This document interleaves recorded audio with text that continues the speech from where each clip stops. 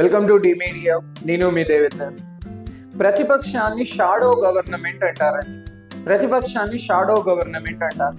అంటే ప్రభుత్వం చేసే తప్పిదాలని ఖచ్చితంగా జనాల్లోకి తీసుకురావడం, జనాలలో ప్రభుత్వాన్ని ఒక ముద్దాయిగా నిలబెట్టడం, సో ప్రజలని చైతన్యవంతులను చేయడంలో నిరంతరం ప్రయత్నించేది, క్రియాశీలకంగా పనిచేసేది ప్రతిపక్షం.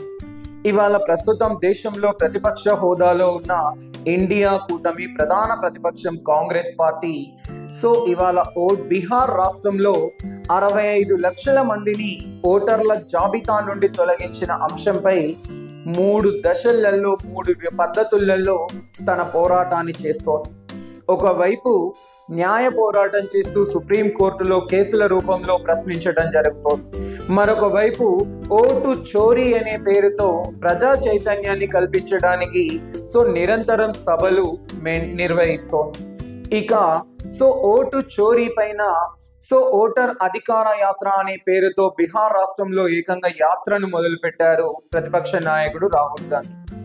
ఇక అంతిమంగా చివరి పోరుగా చీఫ్ ఎలక్షన్ కమిషనర్ పైన ఏకంగా అభిశంసన తీర్మానాన్ని ప్రవేశపెట్టడానికి కూడా ఇండియా కూటమి సాధ్యాసాధ్యాల పైన చర్చలు జరుపుతోంది.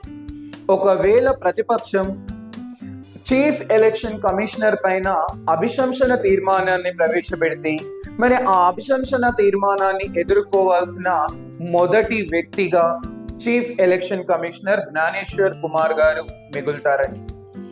మరి ప్రతిపక్షం చేస్తున్న ఈ ప్రచారం, ఆర్భాటం, అలాగే విమర్శలు, ప్రతి విమర్శలు ప్రజాస్వామికమైనవేనా లేదా అప్రజాస్వామికమైనవా? మీరేమని భావిస్తున్నారు? కామెంట్ చేయండి. Thank you. Please subscribe our channel and support.